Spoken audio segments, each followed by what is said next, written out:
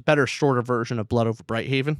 In this essay, it's very much like, hey, the existence of utopia is not the point. How much responsibility does a member of society have for the collective ills and woes of it? I will plant my flag in one way. Now, we've attacked the French a lot vis-a Monte Cristo. Of course. Canada, you're next. I think we learned Canada sucks.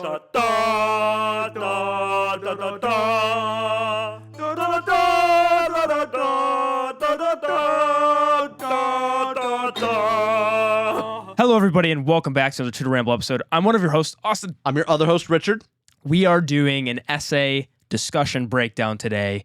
We've covered Le Guin a couple times with an essay and two of her books. It seems like her novels are big thought experiments and are heavy on the themes. And that can work for people if they like the themes of the book. And sometimes it's less focused on the narrative. Some people like the narrative. But what we found is that the essays have a lot more to break down and talk about. Like this 5-page essay we're about to talk about, which is The Ones Who Walk Away from Omelas. It is an essay that she wrote in 1973. It is her most famous and popular one, as far as I know. Mm-hmm. And this is the one that gets referred to. It's in her, I believe this is also in that book, The Language of the Night, if I'm correct. I believe you're right. It's a book full of her essays that she's done. And yeah, so we're going to talk about this essay. It's 5 pages long. We'll have it in the description below if you want to read it in full. We'll give the context, and this will be more of a discussion one like all of our essay breakdowns are. No real spoiler warning. I guess technically it's a short story, but very much closer to essay. So I don't think there's spoilers to have. You don't have to read it. You could read it afterward. But getting into it. Yes. What is The Ones Who Walk Away from Omelas about, Austin? It's about Salem, Oregon. Yes, kind of true. That is where Omelas comes from. Well, yeah, just a neat factoid I found when looking into this was the word Omelas. People that maybe haven't heard of the essay are going, "What is Omelas?" Well, it's just this fictional town, this fictional city that is created, or society that's created in order to give this thought experiment, which we'll get into. But the term Omelas, it's just this place that's fictional, but comes from, if you read it backwards, it's Salem space O. Like Salem, yeah. Salem, Oregon. Which also sounds, I think it was a happy accident, but not really deliberately, but it sounds like home at last. Oh. In kind of like a final utopia, like, home at last. Yes, yes. Now, so what the essay's about, what the essay's about is it sets up this thought experiment where imagine this society, this type of utopia where everybody's full of joy and it's happiness. Everybody's happy. And there's this very good quote, which we'll go back to. It was just broad thing, then we'll get into the quotes and stuff. But imagine this utopia where everybody is happy, everybody is joyful, except zoom in on the society for a second. Zoom into this one room, and I'm going to show you why this society is prospering. There's one person in this room, a child, who, as the child's described, they look 8, but they're really 12. They're that malnourished. They're tortured. They are all the worst things that could be happening to a child. They are suffering. And the only rule of this society is that all the joy and all the prosperity of Omelas can exist so long as this child suffers. And you can't change anything. You can't do anything. The child's going to suffer. If you do change stuff, it's going to change the happiness of society. So if you want everybody to exist in this utopia, you have to let that child suffer. And everyone also knows this is not a secret kept. It's taught to children when they're a little older, but ultimately everyone knows and is aware of this child. Some have seen the child and walked in on this child being tortured, and others just know in the background or are satisfied with the knowledge of it in the back of their head. But they all know. And then the title of the essay comes from what, Rich? The end of it, where The Ones Who Walk Away. So it somewhat ends with, all of these people who will visit the child and ultimately do nothing. But there are a handful. There's a few people that see the child and at one day just walk away. They don't go home. They just leave Omelas. And where they're going, they have no idea. Does it even exist? Ursula doesn't know. But they ultimately refuse to take part in a society that is built upon the suffering of a child. So, ultimately, it says the whole point of it, I think there's two main parts. I think there's one central theme that is getting us to ask the question of, in our own society, is how can a moral, just society exist with that prosperity being based on the suffering of others? How much are people willing to tolerate? What should be done about it? And can you walk away? Because I think this essay does add in two elements that make it a little easier to understand in a story, in a thought experiment. The people of Omelas both, in a way, have the power to change it. They have the power to stop the suffering of the child. And they also have the power to walk away, go somewhere else and not participate. And so carry that, do you, in your own life, have the power to end the suffering of the people who provide you goods and provide you with the luxuries of life? Or do you have the ability to walk away? So, takes a simple concept that is very interesting and then gives individuals the ability to do these things, which I don't know if it's not as simple in the real world, but that's the point of a thought experiment. Yeah, this touches on a lot of things, but main thing is utilitarianism. Yep. And again, if you can put a number to something and say, if this affects the greater good for the most amount of people, yep. If that is true, is that moral? And this essay tackles almost a little bit somewhat in the opposite direction of more virtue ethics, where is it more moral to, even if one person's suffering, is it more moral because that suffering exists, you ought to leave this society? However, is that also a questionable action of, instead of just leaving, maybe you should do something about it, even if it would break this kind of utopia and joy? Yeah. What is the correct answer in the end? Well, it's supposed to make you think. It's meant to be a little bit, not just feed you this, but are you supposed to, what is your takeaway? Is it right to leave Omelas? Is it right to stay? Or is it right to help the child, but therefore helping the child leads destroy to the society? So it's a little bit of a trolley problem, but more complicated. That's what I like about this essay, is often the trolley problem, I think it is the most basic, everyone understands moral ethical test, or it's the moral quandary that utilitarians can use, and it's probably the best example of utilitarianism. However, I think that example is biased in favor of utilitarians. It's meant to bias you toward that, for the most part, you can understand pull a lever and change the track to kill one person instead of 5 where the train is originally on. Generally speaking, most of the time, most people are going to go, yeah, pull the lever. Someone's going to die. It's better if it's 1 than 5. Most people can kind of understand that. But then what if that 1 is your mother? Yeah. But this is very much the trolley problem, but biased in the sake of virtue ethics rather than utilitarianism. And I think shines a harsher light on utilitarianism than virtue ethics. So I find it fills the same role, but biased in a different direction. That's why I quite like it. And as an essay as well. So look, what I think she does better with her essays than books, with this, she sets up the thought experiment of going, hey, just take this as in this exists in this world, for example. Of one thing I liked early on, where she was describing happiness versus suffering, and how we view pain and how we view suffering. I want to see what you think about this, right? So she was saying how joyful people are, and that this isn't a bad thing, that people are just happy. She says, but to praise despair is to condemn delight. To embrace violence is to lose hold of everything else. We have almost lost hold. We can no longer describe happy man, nor make any celebration of joy. How can I tell you about the people of Omelas? They were not naive and happy children, though their children were, in fact, happy. They were mature, intelligent, passionate adults whose lives were not wretched. Oh, miracle. But I wish I could describe it better. I wish I could convince you. Omelas sounds, in my words, like a city in a fairy tale, long ago and far away, once upon a time. Perhaps it would be best if you imagined it as your own fancy bids, assuming it will rise to the occasion for certainty. I cannot suit you all. Yeah, I mean, in many ways, it feels like a response to us in The Dispossessed. Maybe she anticipated some of the problems with mainly utopian novels and ideals of saying, oh, that's unrealistic. In this essay, it's very much like, hey, the existence of utopia is not the point. Yeah, talk and challenge the whatever you gotta think in your head to just imagine and get past that. Like, the essay is not about, hey, is utopia possible? Hey, it's not about what would make a utopia.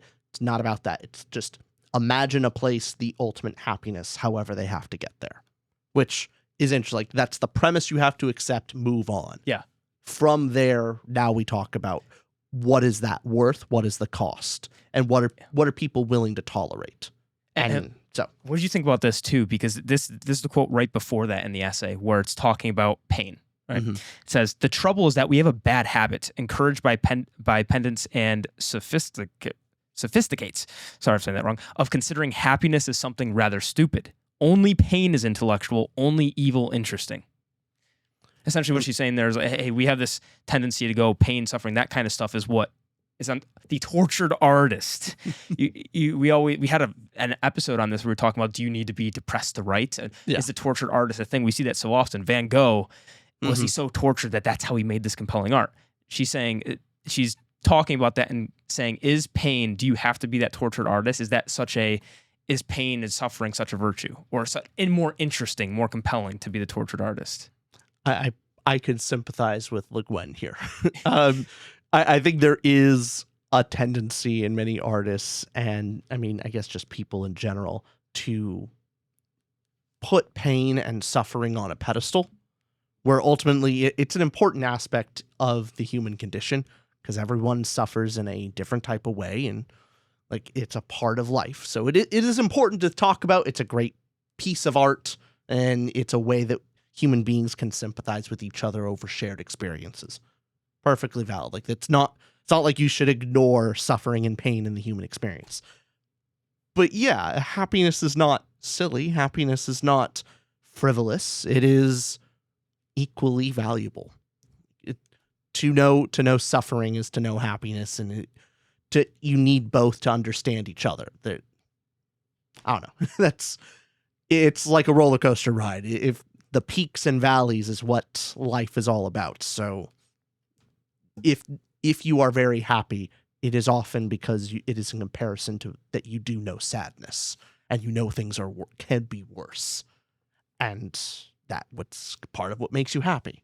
And she sets up almost this society as not being a less complex or that they're lesser people. It's, look, that this is a society that has all the good things that we would see as good, and it doesn't have what she say. It doesn't have the bomb. It doesn't have this. This is a utopia. The only caveat is that there is this one person suffering. That's where it sets up this society that you can't say it's bad. It's all good. Yeah. It's all good. And what is worth it? What is worth it in our minds ethically to allow to happen in order to have the good, the utopia exist? Well, she asks an important question that I don't know is entirely. It's a question you have to ask yourself, and if you think it's true. Yeah. Does all good require some form of exploitation or suffering? Does the fact that I can eat a Costco hot dog for $1.99 mean that someone somewhere had to be exploited, suffer in some type of way? Like, is that a requirement? More accurately, if I eat dairy, everybody around me suffers. True, because that is a fundamental my day fact. Is ruined. It's over for everybody. But if you went and bought something minuscule, does that then lead to some sort of exploitation? Right? Yeah. Does happiness, does products, do goods require suffering to exist?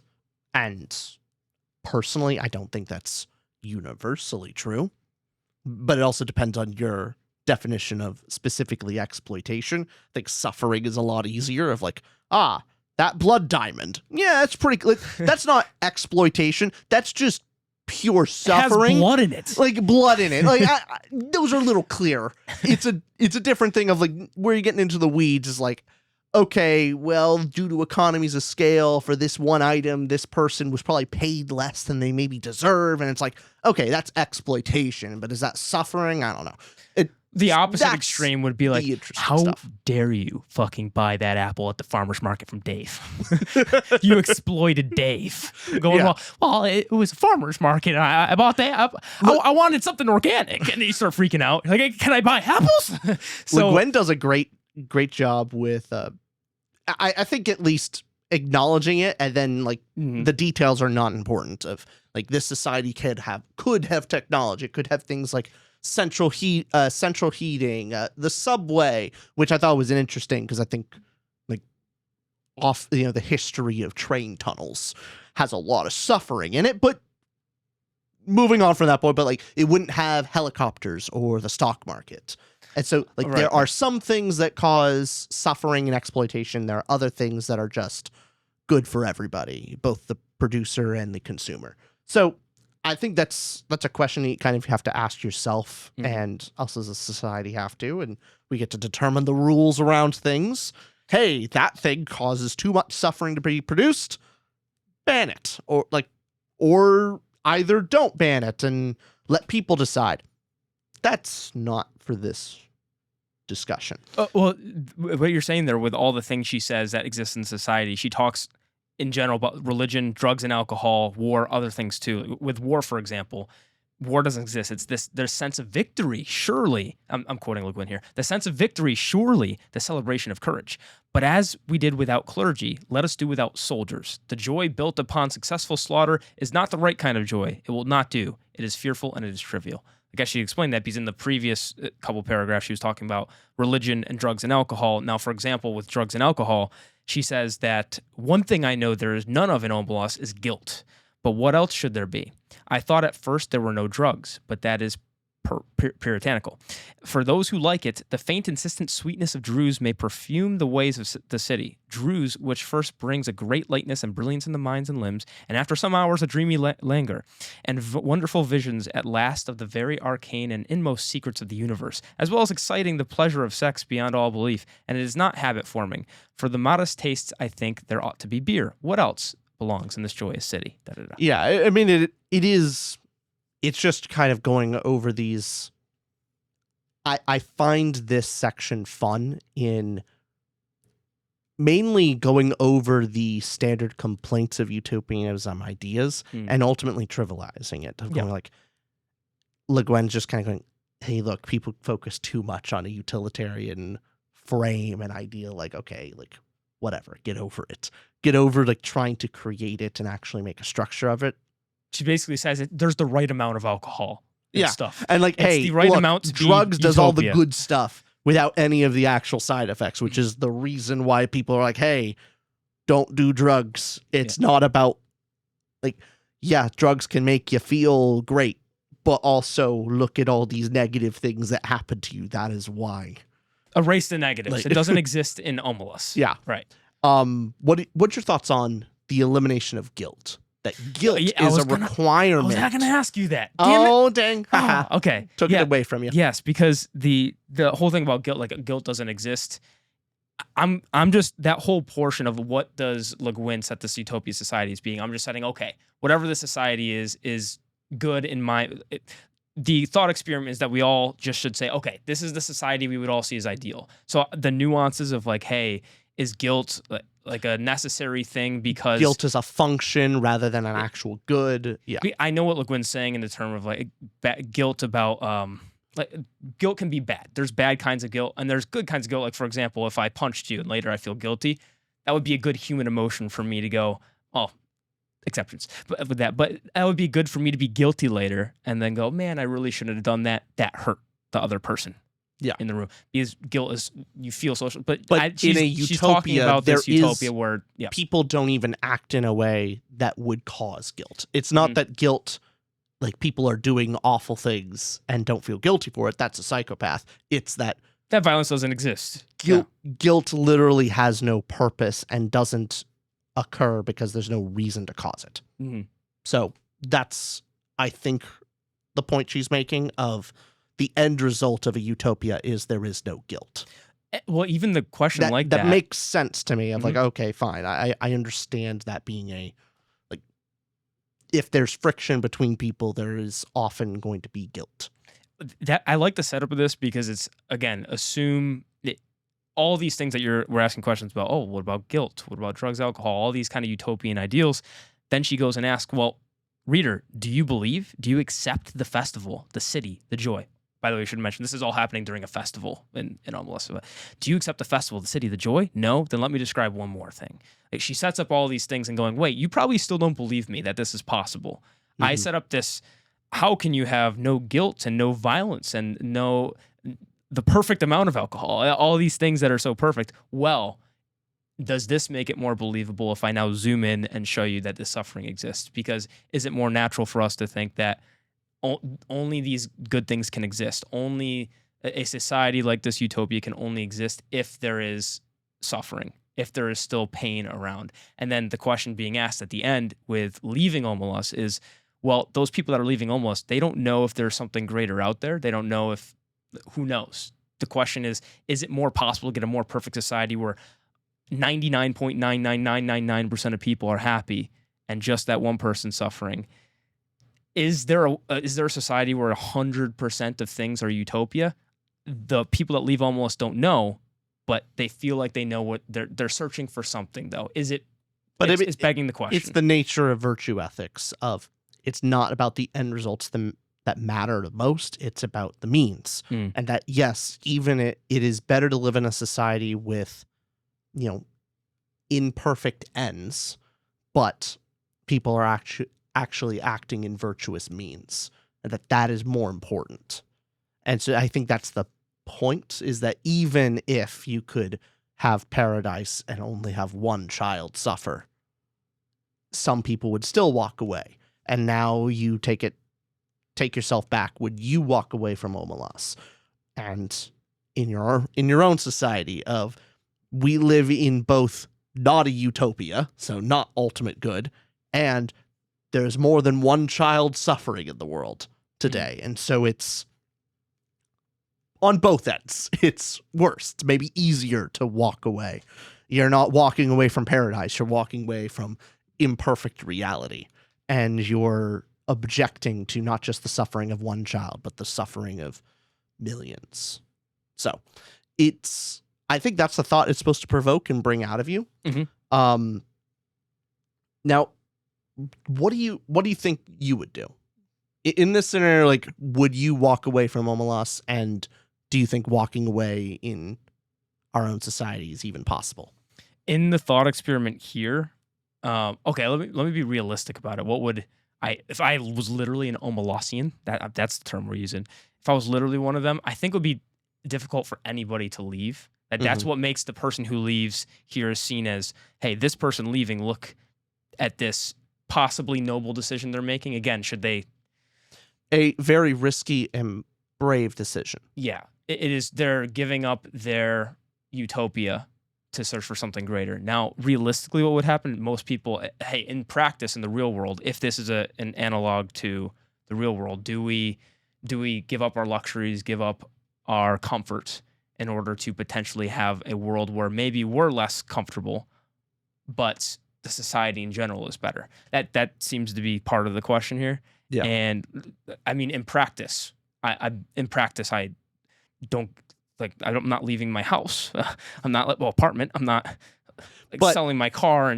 But also, we live in a society with the existence of charity, how taxes work, and most people are willing to sacrifice some luxuries for the betterment of other people. Like, there is, to some degree, these ideas, and almost everyone is kind of on board for some degree of it. It's how much. You gave a great example just before we were recording, because we're talking something off tangent. But you were talking about this example of if you were walking by a burning building. Oh, yes. And so do you want to give that example? Yeah. The argument against of like this kind of ultimate the almost the antithesis of utilitarianism of if there is one person suffering, then no one should have luxuries type of deal. And that's I believe like Peter Singer has a essay that I hope we will go into later on the channel. Oh, I want a quick caveat on that. We're gonna dive out of philosophy for the next month. I think I'm brains overloaded. I want give me simpleton stuff. Well, yeah, I want more. Then we'll come back and do action, it. Yeah. But yeah, we'll get back into it. But no, the thought idea, and I read this. I don't want to claim this is my own. It's a comment I saw from YouTube. It's probably taken from somewhere else, but it's the additional response. Mm-hmm. If you were walking by a burning building and you hear the cries of a child, you do have a moral duty and obligation to, if you are capable of saving the child and going in and helping, you have a duty to do so. And if you do not have the ability, you have the duty to actually call for help and call 911 and do something about it. However, there's that, and then just because there are burning buildings across the globe does not necessitate you having to burn down your own life to try and extinguish all the fires. Like there is like that's an extreme that ultimately is it's fruitless. It's a fruitless extreme that's not going to really help anybody. And you got that from a comment? Yes. You two comments have wisdom sometimes. Sometimes they have it there. But yeah, it's that degree. Yeah. Between the two extremes of someone who's never willing to help anybody in their own life and is incredibly, entirely selfish, and then the person who's beyond all measures is trying to put out the world's fires and is willing to destroy their own life to do so. There's some type of balance that everyone needs to find between those two, but both extremes are not particularly fruitful. And then the question in this book, then, why it's more close to the example of walking by the burning building is you see the suffering child. You walk in, I'll give the quick paragraph so we can explain the reaction of the Omelasians, them. And so this is their reaction to seeing the suffering child. Here it is. Oh, there it is. Okay.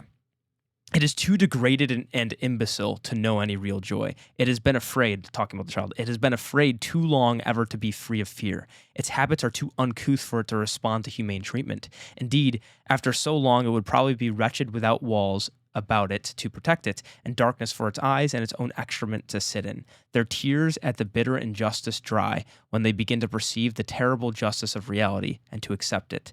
Theirs is no vapid, irresponsible happiness. They know that they, like the child, are not free. They know compassion. It is the existence of the child and their knowledge of its existence that makes possible the nobility of their architecture, the poignancy of their music, the profundity of their science. It is because of the child that they are so gentle with children. They know that if the wretched one were not there sniveling in the dark, the other one, the flute player at the festival, could make no joyful music as the young riders line up in their beauty for the race in the sunlight of the first morning of summer. Now, them saying that they know, they're conscious, they see the suffering child, they also understand it is wrong in the suffering of the example of the burning building.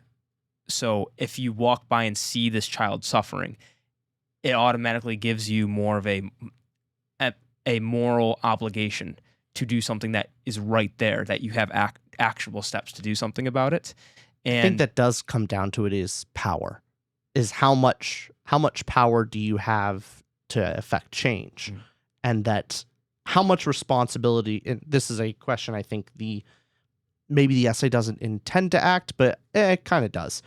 How much responsibility does a member of society have for the collective ills and woes of it?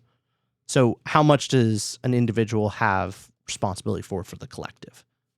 And at least in my personal thoughts,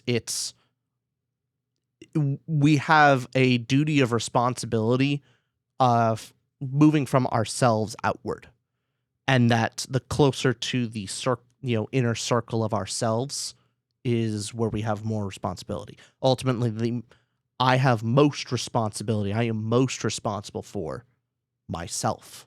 That is the thing I am most responsible for, the things I should take care of, and like ultimately where everything else can possibly happen from. No one else is responsible for, chiefly responsible for me. Your like parents were at one 100%. point. At one A point, little less so parents. now, but still there's a responsibility. Yes. But ultimately, I hold 100% responsibility for myself. And then as that goes out, it goes less than 100% as it further it goes. And that's not necessarily due to maybe potentially lack of empathy for people on the outside edges of the circle. It's more ability and power. And so you would ask, I think maybe a better question is like, as your power, as your ability increases, your circles also increase them. And so that's at least my thoughts on it. Yeah. And that the reason why the people of Omelas maybe have more of a duty to walk away is they see the child. They know the child's there. They could actually alleviate the child's suffering and they choose not to. That's very different. Now that's a question. Do you think it is more brave, more moral to leave or to help the child? But the implication is helping the child. Does that You ruin destroy everyone society? else's happiness. Yes, I get it. It's So what do you do, right? yeah. I don't know. I think walking away it's a courageous thing, but it's also it's the person who looks at the trolley problem and instead of pulling a lever one way or the other and decides to walk away from the lever and let 5 people die. Ultimate in saying like, I will be moral about this. That is the virtue ethics thing to do of you are not touching the lever, so you are not being the means to the destruction of what's more valuable, the fact that you as an individual were moral in that moment, or society's end result. And so I mean, that's the whole debate between utilitarianism and virtue ethics. We haven't read Dostoevsky yet, which we absolutely have to. Mm-hmm. But when Le Guin was asked about this, she said it wasn't inspired by Dostoevsky. She'd read him, but there was a similar, I think it's in Brothers Karamazov. I'm not exactly sure. I think it's in that. Have not read it, but I was doing a little research where there's a scapegoat in that book, or it's something that Dostoevsky wrote.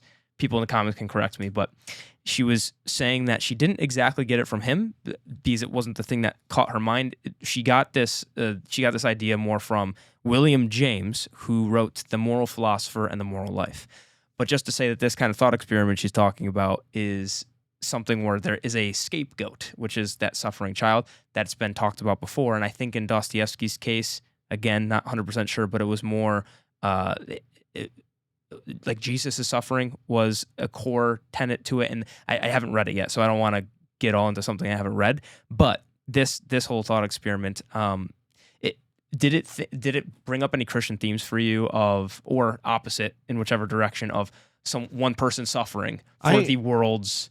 I can see it. I could see the opposite of that, of the one individual that takes on the world's sins, and like Guin going, like, some people will choose to walk away from that, and that it is not virtuous to have one be the burden of everyone else's sins.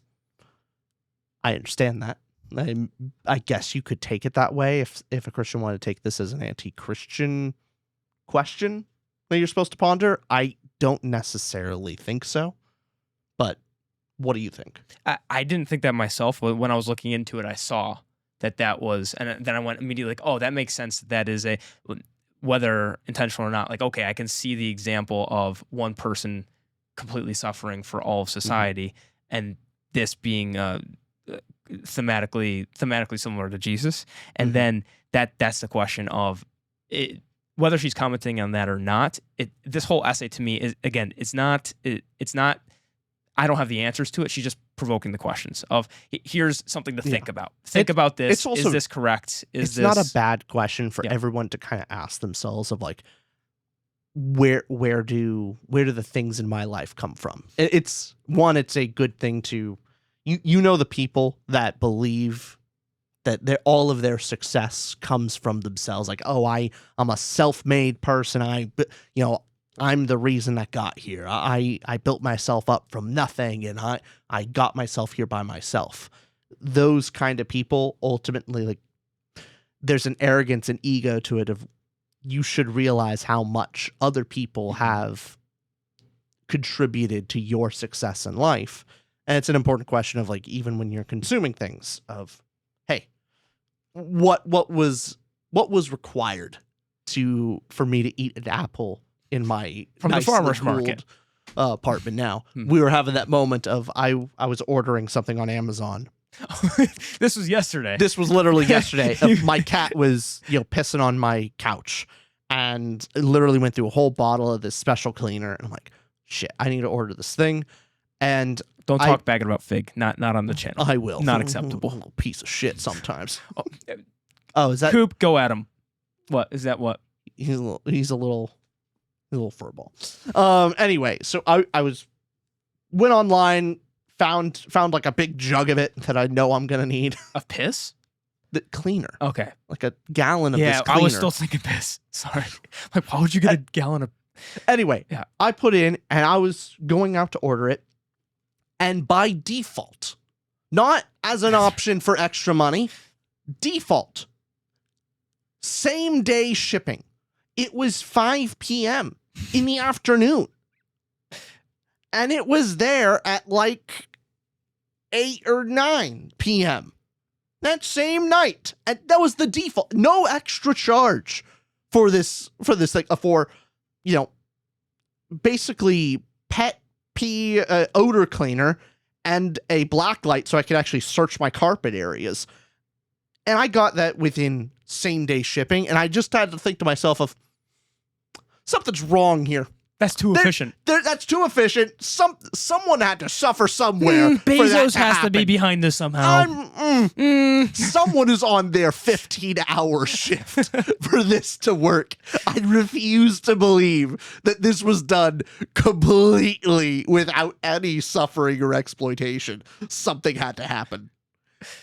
Those are thoughts I had. You thought all this and went, let me order another one. Let me do it again. Oh, that was really convenient. I'm going to do 2.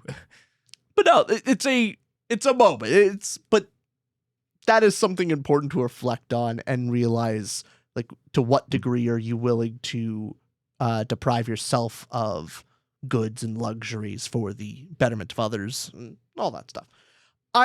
There was a moment of going, something's wrong there. Something's wrong. There's that happened literally when I showed up yesterday. I came over at 5:30, and you ordered it when I came there. Yeah. And it was here before I left. Yeah. That's impressive. It's impressive, but also sparks a lot of questions. Horrific questions of how the fuck do you... Not only that, it's more in addition to just someone else on some 15, 20-hour shift. The data mining. Because ultimately there is little stuff about how often Amazon will use what you are browsing for to move. Even if you don't order something, they will order it for you in a sense and move it toward a more convenient location and like a more central location to if like, hey, it's out of stock of your region, and so they'll move it there. So that way, if you do order it, which with their data mining capabilities, they know there's X percentage that they're going to actually order in the future. They move it close to you area, so they can actually ship it to you much faster. And so they use things like that. There's a bunch of fun stories. Well, horrifically fun. If your type of fun is twisted, of Amazon knowing there's a article about like Amazon knowing that a woman was pregnant before the woman knew, or her parents, or anyone else. Yeah, I don't know if that was Amazon though. That it wasn't. I know that story. Amazon. No, it wasn't Amazon. It was some mail that came in not early internet, but that was something that was around early 2000s. I do know that. I just don't think it was Amazon. But it happened though. There was some type of data. At older point, that data could predict that level of purchasing ability.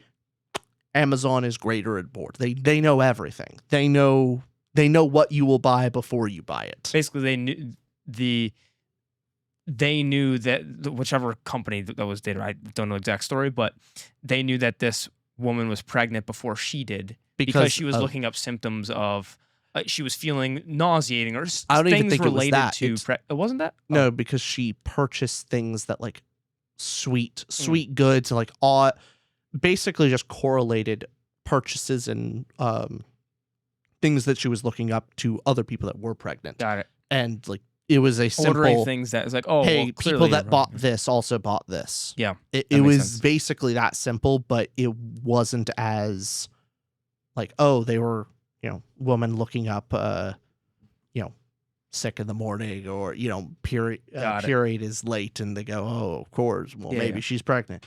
It was deeper. A person would not understand it looking at it, but a computer can see the pattern, and that's horrifying.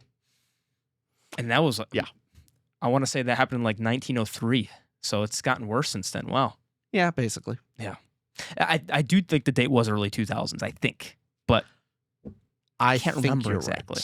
Right. But you sound right about the whole that is a example point that it's almost the example point is almost irrelevant today. It is just ballooned far past that. Yeah. That tangent was off of, we went back to Bezos, Amazon suffering, how much, like, you get it doing one thing, what is the effect of it's probably a good thing to look at things. Yeah. And, I don't know, it's why people should probably look into occasional, maybe don't center your entire life around it, because ultimately you only have the power of an individual, but to look into what you do, what you decide to spend your money on is an important conversation to have with yourself sometimes. Mm-hmm. I don't see anything wrong with that.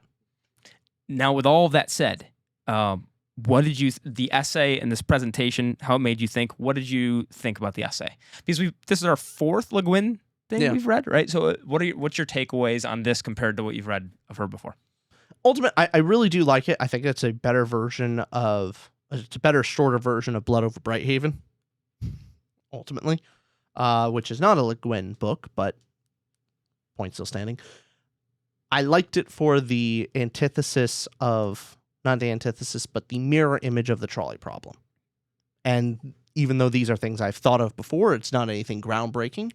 It's definitely something that more people should read. If they haven't thought about these ideas, this is a very good way to introduce them to it.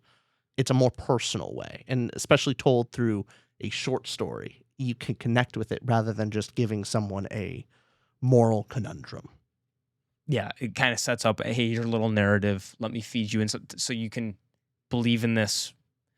Yeah, 5 people on one track, one on the other is less human. This makes it a little bit more human. Mm-hmm. And yeah, so this also was written, I think, a year before The Dispossessed. We reviewed The Dispossessed like last month. Now, by the time this video is released, I do think her essays get across the points that her narratives are going for.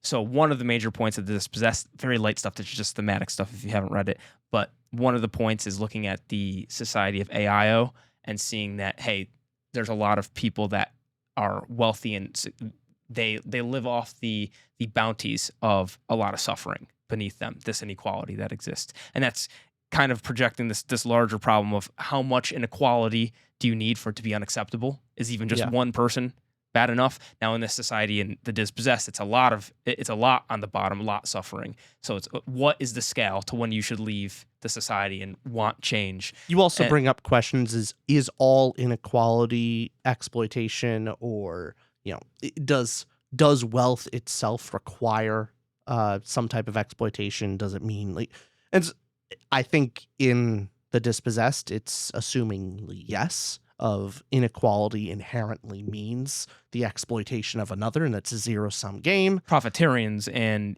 I just ultimately disagree. Like exploitation is a possibility, but not default, not exclusive. It's not a zero-sum game, or at least it doesn't have to be, and it not always is. So, but that's an aside. It's the whole thing we're talking about of the stupid examples, but apple from farmer's market, or that got here in 3 hours. What blood diamonds did I just order? Yeah, like something happened. I want an explanation. I need more. I have questions that need answered. When a service is so good, you're going, there's no way someone didn't die. there's blood on my hands. There's blood on my hands because this is too good, too fast, too convenient. Something happened. Something nefarious is going on. When the average person like you or I starts to be treated like a king, you're going, who are the peasants working for me? Oh, yeah. You have to think about it in that way. Because think about a commenter will say, basically, the third world. We live in America. But that's another argument. Think of it that way, though. We're a monarch who doesn't care about anything. Things are just they're giving all the food, they're giving everything, all these luxuries, but all these people work. Now, man, we all again, we're in America. We're also there's a great deal of gratitude to have that I live personally in.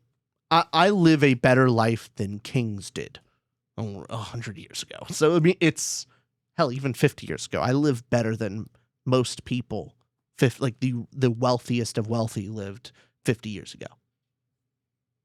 The level of convenience and technology, it's amazing. And ultimately, that a lot of these benefits have been passed down to at least America's classification of poor. I'd only disagree because back then they didn't have podcasts.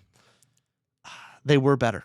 So those were better times. Yeah, I get it. So in one way, we do have all this technology, and they couldn't access the world at their fingertips like we can. How intense is that? How amazing is that we can do that? It is the most powerful tool, but the most powerful tools are the most dangerous. So with great power comes great responsibility, and every individual in the world has so much more power at their fingertips, and not everybody's responsible. Most people aren't. So we're in a lot of issues today because of that. Wow. Like food. Food is so much more readily available today than ever before in history, and yet obesity. Another great quandary of maybe almost related is the guy's name's Franz Haber, I believe, and he is the person that's both responsible for the chemicals behind creating the World War I poison gases that Germany used to kill a bunch of people, and a war crime using poison gas, as we would define it. And also Franz Haber. Only a war crime the second time. Well, Canada. What did Canada do? What did they do? Most of the Geneva Convention. Oh, well, okay. They've invented a lot of war crimes. Canada did. They're supposed to be nice. Yeah, no. Canada, you dirty dogs. Wow. They get to pretend like, oh, we're the good guys. Yeah, no. To them, it's Geneva suggestions. That's a good line. Not my own. I won't claim that one, but still. But Franz Haber, who created that, also. Now, I'm going to get the science a little bit wrong. This is from my memory, but I believe extracted nitrogen from ammonia. No, extracted ammonia from nitrogen. Okay. Right? But basically led to the ability to have crops at insane rates of being able to propagate enough food to support societies that would lead to the billions of people that we have today. Like whatever, I think it was extracting ammonia from nitrogen or other way around. Sorry, I'm not great with anything. So that whole thing of where Franz Haber is both one responsible for the technology that allowed billions of people to be on Earth just because food being able to propagate that much, but also for a poison gas that killed a bunch of people. So you go, wow, was the utilitarian goes, hey, probably on a scale of just number scale, Franz Haber probably has saved more lives than his technology has killed. Probably. I mean, I'm just going to assume that. Fritz Haber. Sorry, Fritz. Fritz. I knew I was getting something wrong. Yeah, Thank you. Fritz Haber. No, that was me. I was saying Franz, yeah. But probably that's true. Mm-hmm. Doesn't make Fritz Haber a particularly good guy for creating, poison gas to, kill the Allies and kill everyone in trenches. So, yeah.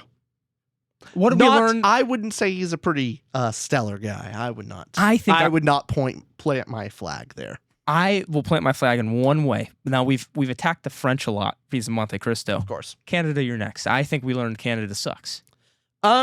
They get away with stuff that they get away in the history books of they get glossed over. Same thing with Japan. Often enough, like, look, Germany Canada's has just our top hat, though. Germany has gotten their due of like everyone has focused on Germany for good reasons of like, hey, we get to look at their horror suffering and we don't never let them forget it. Good. I'm just saying that attention needs to be spread around. We've been focusing on the Germans. No, it doesn't. We can spare don't like 15% attention to the Japanese. Okay, let's stop there. That's just I'm just like then no further, right? We're stopping there. in Canada. No, I just didn't want you to go to the third axis. Look, Let's I stop. would say leave Italy alone. Is all I'm saying. I would say that, like, oh yeah, we should focus on the evils of Italy. I already know. But also, they were just not. Yeah, I knew that was coming. We weren't even. They weren't effective enough to be evil. Our fascism wasn't good enough for you. No, like, yeah, it's bad, but is it on the levels of Germany and Japan? No, not at all. It's not even close. Like that. Just the weighted scales. Well, now I'm kind of offended. What do you mean? We killed a lot of people. Yeah, not like the Japanese.